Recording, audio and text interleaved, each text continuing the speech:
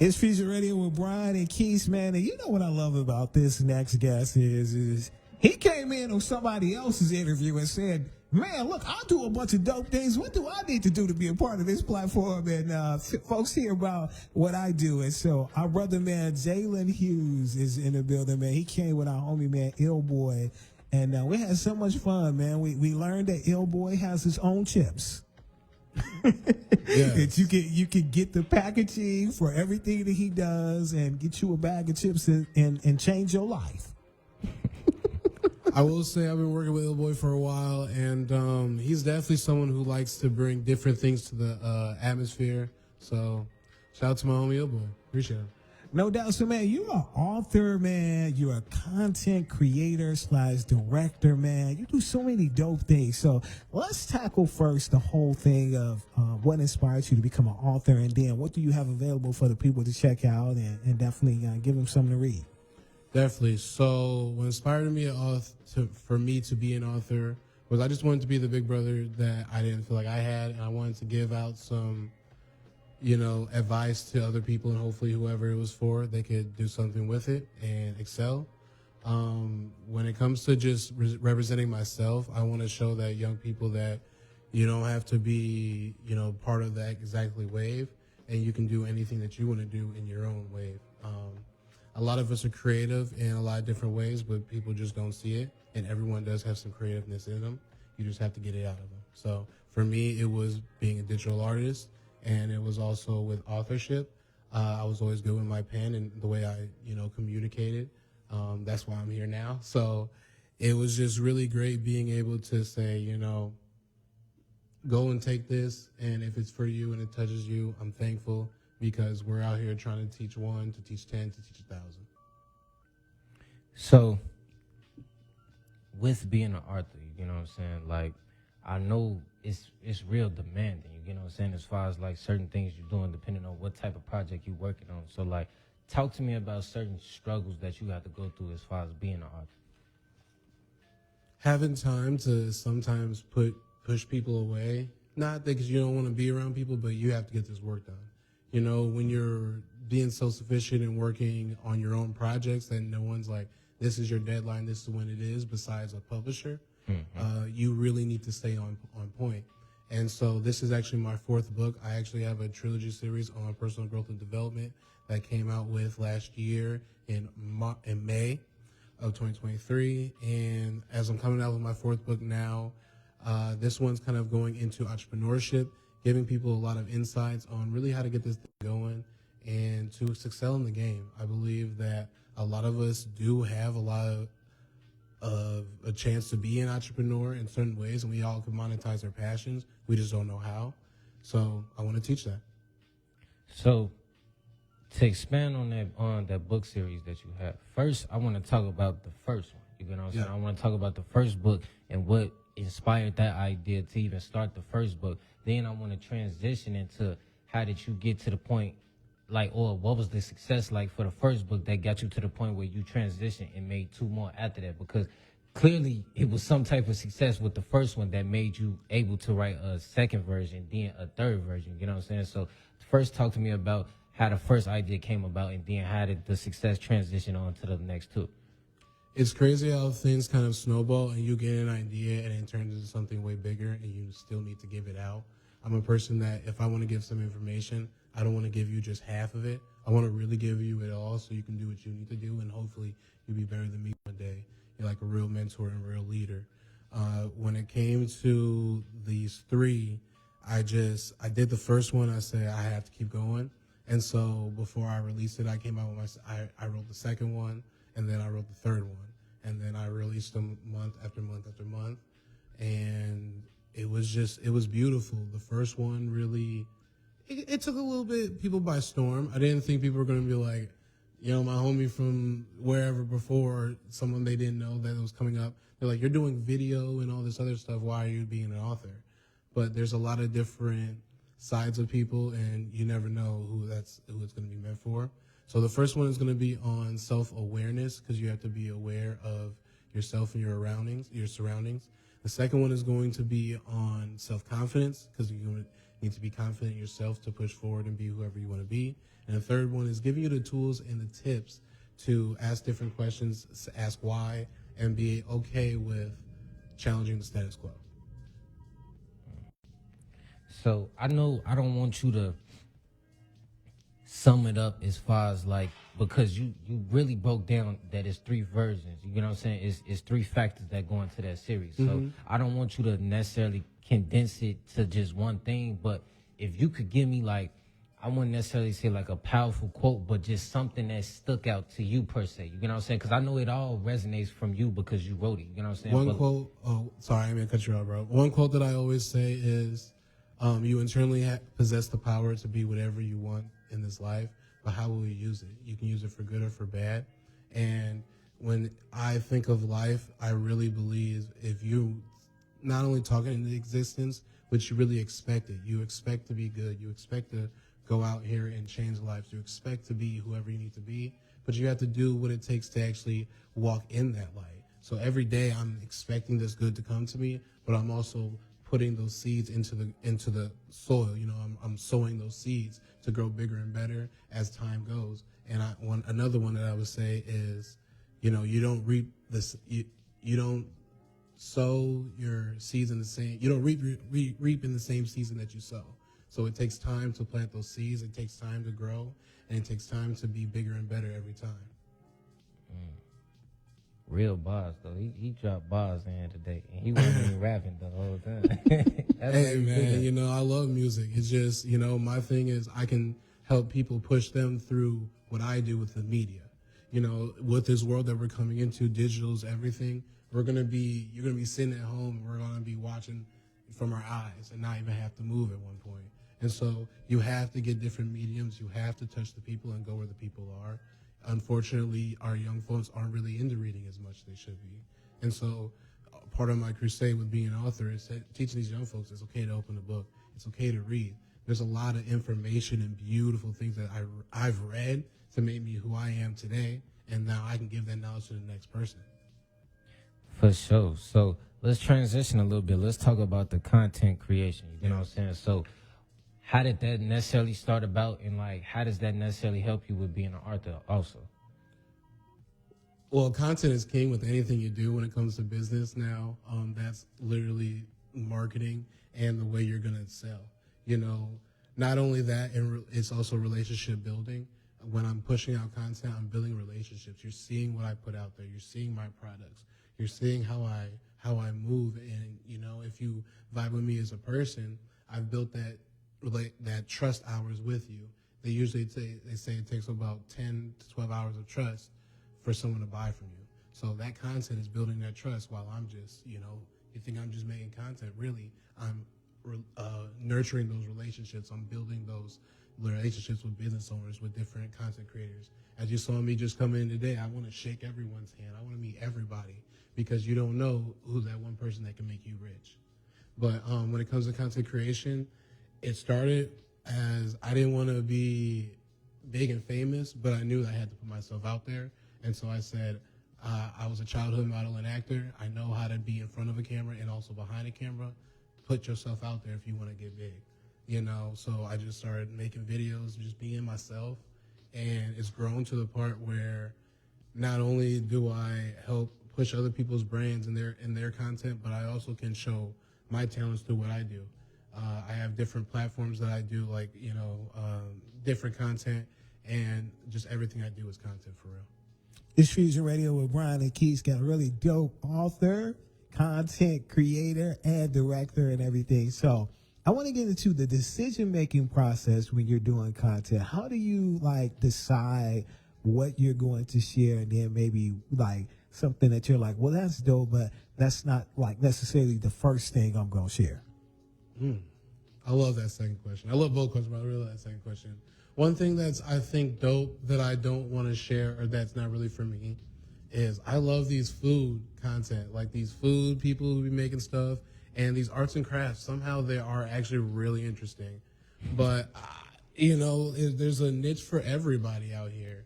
But I'm sorry, say the first question one more time for me. Is the decision-making process when you're actually posting content or sharing content, like, you know, how do you decide what to share, and then maybe something that maybe, okay, well, that's not right away as something I need to share, that's something maybe I can push down the road? If for just in general, I just move if I align with it. You know, when you're creating in anything that you do, you have to love what you're doing to be able to push out to the next people. And then the people that enjoy it are your people and your clan or your tribe or your people or your, fan base and whatever it is. And so when they're soaking those things up, you're touching them through your message. I think of art and I think of what we're doing as just communicating. But I'm using a medium that we can all sit down and do something different. Music, we can all listen to a beautiful song if we really love music. It's not about the hip hop, it's not about the pop, it's just about coming together and creating a message. With the content, with everything, it's telling a story and it's being intentional. If I align with it, I can tell this story and I can connect people through what I'm creating. It's going to be beautiful. And the right people that align with it is going to be perfect. And it's not meant for the other people that don't align with it, and that's okay. But when you're doing something beautiful and you're walking in your light, the people that aren't going to be there for you, I don't see them, because I'm going to keep pushing forward. I'm like a shark in the water. I have to swim forward. So share some memorable moments when it comes to content that you posted that impacted people in a major way, that they was just like, oh man, that was dope. Because I'm sure you don't just you're not boxed into one lane. I'm sure you do content for a variety of things. That's a really great one. I think last year, getting back into modeling again, for taking some time off for a while, people really got to see the other side of me. They're like, what? You do this, you do that, you do that.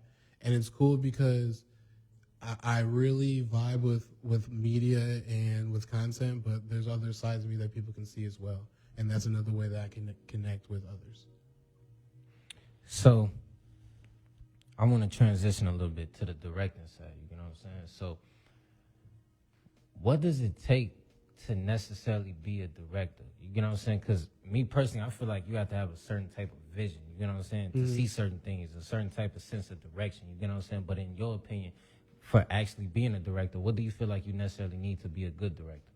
You have to know how to play chess, and you have to know how to see the bigger picture and just be patient.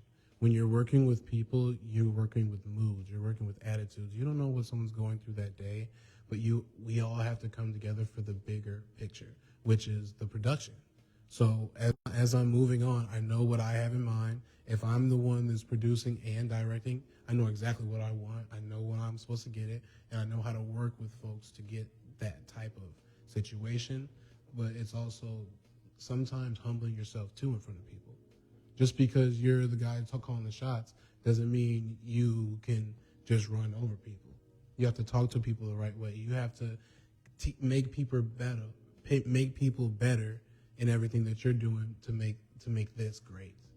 It's really about nurturing and pushing people forward. So I almost think of it as like a teacher in some ways. You are here to give knowledge, but you're also trying to give a big picture. Sometimes for teachers, it's the and you're the goal, or to get you to the next season, or to have you graduate. But for me, it's to get you to where you need to be. I like how you broke that down and how you put that out there like that. I definitely do. Because it seems like a lot of people, when they get a certain status or like a certain badge or a certain name next to theirs, is like they start losing control of who they is as a person and lose whole sight of, like you said, the bigger picture and what's the whole purpose to even come together in the first place. So I definitely get that. So talk to me about a moment or a specific production that you have directed that was real memorable for you, though. So recently, 2 years ago, we started a production. It's called Life in the Fab Lane, about a young black lady in Rockford, Illinois, have you ever seen the show Dance Moms? Where she has this dance group and she does shows and all that stuff, but it's black owned. So it's not Abby Lee Miller in Chicago. It's here in Rockford, young black lady in a black's owned studio. And so we've done 2 seasons, and it's just been beautiful. It's been beautiful connecting with these young ladies. It's been beautiful pushing out this content to show that not only there's a lot of talent around us, but that we can show us as black folks in a good light. Even though there's bad, there's good, but there's times where there's a moment in, I think it was the eighth episode of the first season where the young girl's dress almost came off right before she went on. And, all these things happen that people don't get to see, but it's beautiful because they really are athletes, and some of these young girls are really kicking it. So out of all three things that you're really good at being an author, a content creator, and a director, what's the one that's like a deal breaker for you? Like out of all those three, like for a fact, like this has to be around you. You know what I'm saying? Like even though you like doing the other things, it's like this right here can't go nowhere. Like this has to be going on in some type of way or some shape or form. I would say just connecting with people. That's what makes me do them all. But also, I would say if it's out of just those three that you asked, it would be directing. And it would be directing because I really enjoy putting people in the right positions to not only better themselves, but create something beautiful. When I got out of college for my bachelor's, I got in healthcare management because I wanted to help put young people like us, give them opportunities in healthcare, help make things better and be able to oversee some things that we were seeing. So it's about representation, and this is, I believe, my representation in my field because I can touch more people by being able to touch the whole world with social media and content than being stuck in maybe a hospital or wherever. I ain't gonna lie, bro. You've been dropping a lot of knowledge, a lot of sauce today. I appreciate that, man. I definitely appreciate that. So before we close this interview out, you know what I'm saying, I want to ask you to give me a piece of advice for the people that's out here listening. But before we get into that, though, I want you to do two things for me. First, I want you to get all your social media so they could tune in with you and they could chop it up with you and stuff like that about certain services that you provide and stuff like that. But I also want you to give the people a little homework and tell them certain little productions or certain things that you're working out, that you worked on or that you're working on now, so we could be in tune with that. You know what I'm saying? Promote yourself a little bit. So Life in a Fab Lane season 2 has come to an end. You can definitely go check that out on YouTube. Besides that, currently I'm working on a film, and you can check that out on my website right now at Jaylon, Jaylon, MJ Hughes, Hughes. You can find all my videography, photography, everything there. Also my coaching with content creation, also my newsletter, The Juice Bar. Definitely go check that out. I'm here to spread the knowledge and teach people to be bigger and better and to become overnight stars and create your own vision. You're the only person that can create your own vision, and so let me help you know what it's for you and get to it. See, it seemed like you gave us some advice already. You gave us some advice. Like, you've been dropping a lot of jewels, low-key. Like, you've been giving advice since we started, but, like, just, like, so the people could really hear you and really understand what you mean, because you just gave them a lot at one point. You know what I'm saying? Just that one piece of advice that you could give to somebody. It ain't even got to be somebody younger. Just advice to a person in general. It's just somebody that's out here trying to do what you do. If you know it's for you, believe in it. And know that you're weird. And when I say weird, is WYRD, which is the thing that's natural to you, that you love to do without anyone having to push you to do it. Monetize your passion, follow your dreams, and really go for it. Don't make any dream can be a reality, but you have to create your own vision. And don't let someone, your parents, your brothers, your sisters, or anybody tell you can't do it, because only you can live up to that. Only you can wake up every day and be like, am I getting to where I need to go? Only you can set those goals and those aspirations to push forward and be in whatever rooms or places you need to be. You know, as we speak today, it was beautiful that you brought up that, Brian, because it's like, I told you, yeah, I'm coming through. Because, you know, not only I get to show my God and light into what you guys got going on, but we get to have a great conversation and hopefully help some people out there. That's really what this is about. It's about helping the people and getting this word out. Oh, for sure, because I'm definitely sitting there listening to you, and you dropped a couple tidbits on me, too. You know what I'm saying? Certain little bits and pieces that I'm taking in for myself. So exactly. I definitely appreciate that, man. So, like I said, this was definitely a great interview. I appreciate you coming in, sharing your story, sharing your passions with us, you feel me? So we finna take this little break, and we finna end out the show with one more amazing guest. When we be right back on Fusion with Brian and Keith.